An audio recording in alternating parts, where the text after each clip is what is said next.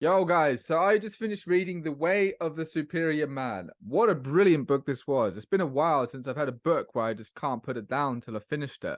This was really quite something. This man has clearly had a lot of experience in the realms of sex and being a man and handling women. You can really see it in his words. So here's my review of the book and what I found to be the most helpful and what I think you are going to find the most benefit of being a man who has to deal with women, or even just in your life in general. If you want to be the most effective man that you can be, there's a lot of good shit in this book. But it starts out by saying one of the most important things that I think people should know is that you will be attracted to your complementary opposite. And he suggests that about 10% of relationships are what's like neutral. Both partners are sort of neutral in their sexual energies. 10% again are like a masculine woman and a feminine man. And then 80%, the usual dynamic is a masculine man and a feminine woman. And that's just, roughly how it goes.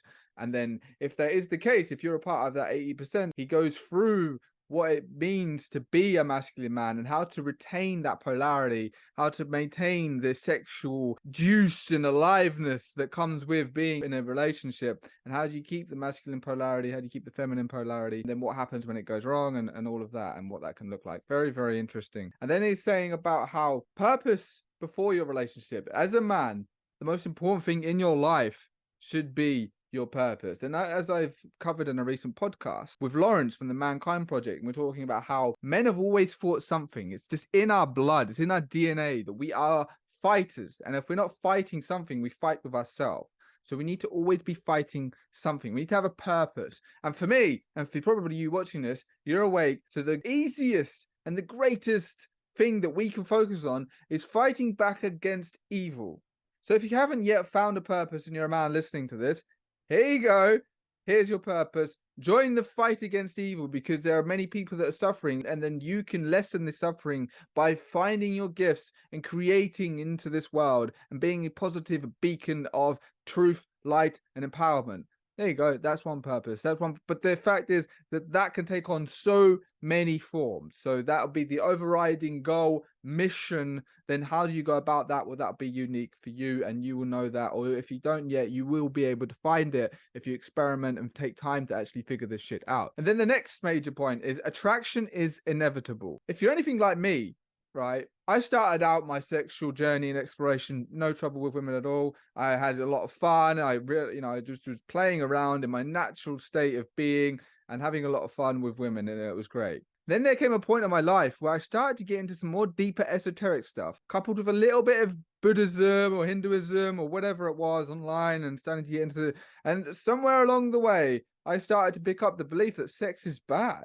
Sexual attraction is bad. It's not actually a good thing at all, and it's not healthy to have this and ejaculation and blah blah blah, and it's all just bad. And it was very, very damaging for me. Thankfully, I got out of it, but for a good period of time, I was in this destructive spiral, and it was no good for me at all. And he covers it quite well, and saying that maybe you experienced this as a man, or maybe you were like me when I first started out and you just kept in touch with this healthy part of the masculine attraction to women. Because if you are a masculine man, you have this masculine energy, you're going to be attracted to feminine women. You're just going to see them and they're going to light you up inside, as they do, and they just enter into your reality, and it can completely change everything you're experiencing in that moment, right? You just see this beautiful woman and it's like everything just sort of stops for a moment, and you're just like, wow.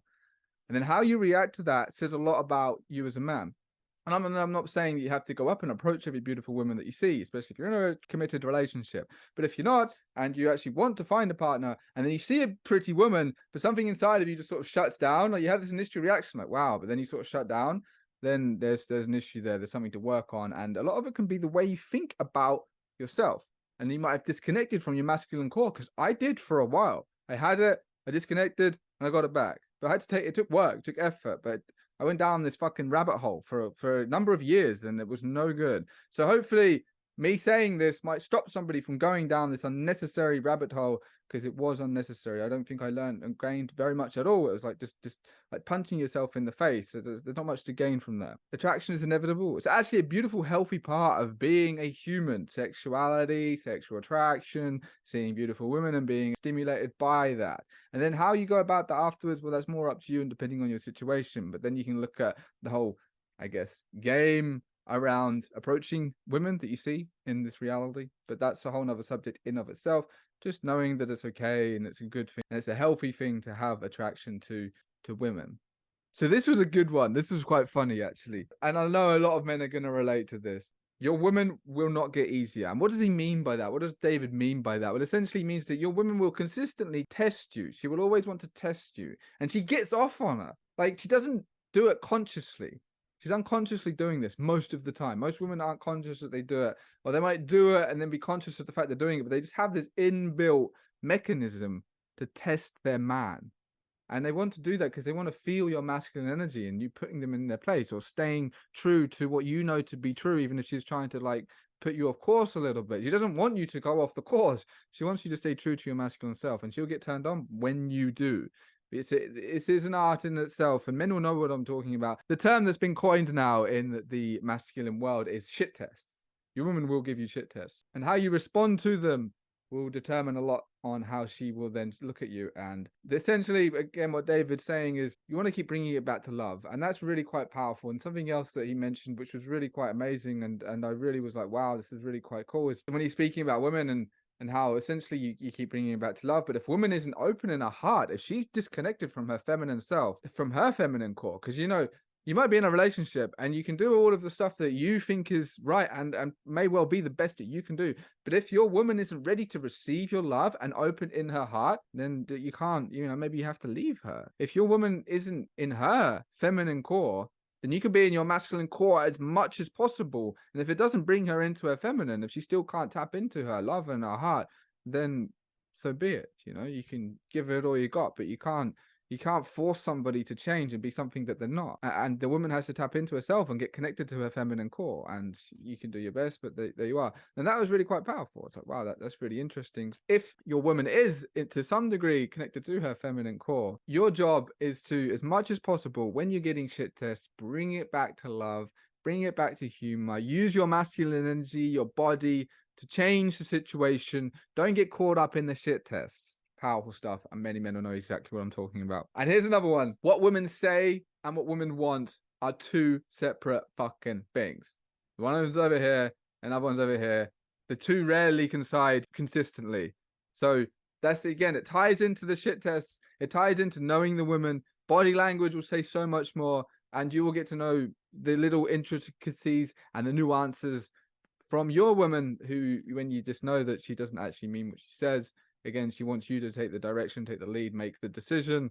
But then sometimes, of course, they actually do mean what they say. But you'll know exactly what I'm talking about. The women listening to this, if any women's got this far in this video, they'll know exactly what I'm talking about right here. Let's not play around the fucking bush here. The fact that women can say one thing and mean something completely different is generally well known. And I'm not saying this is the case every single time, so don't be fucking retarded with this.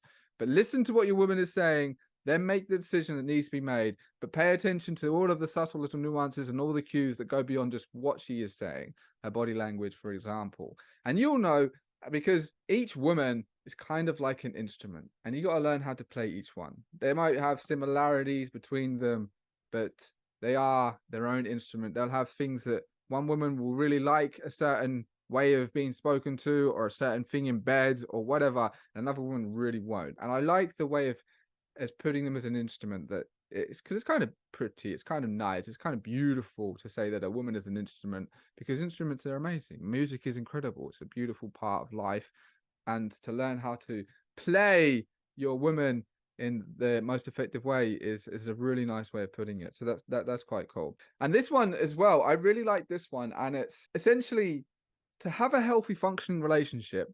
First things first, is each individual person has to be okay on their own.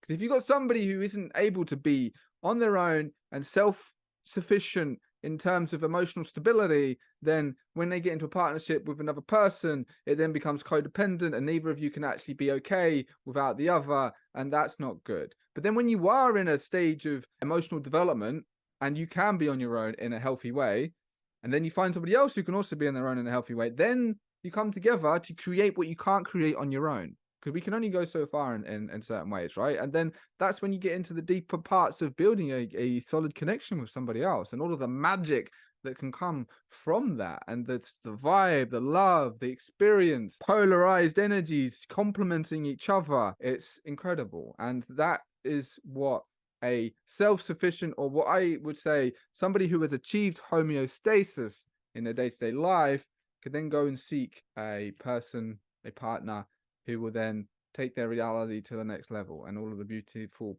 powerful, transformational, and sometimes healing energies that can come from all of that. And then finally, I would finish with this point, and this is something that I've heard spoken about in Qigong and just throughout my journey, is that the breath should be in the belly, and not even just during a meditation practice, but all the time.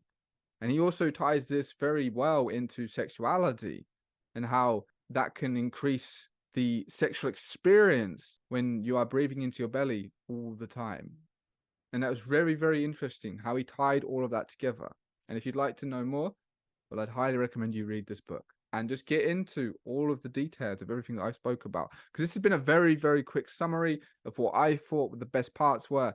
But really, brilliant book. So big ups, David. I will be reading your other books, and I will check out all of what he has to offer on his website. But hopefully, my little summary here helps a man in his dealings, in his life, with his masculine energy, with his connection to himself and his sexuality, and people in relationships. Much love, people.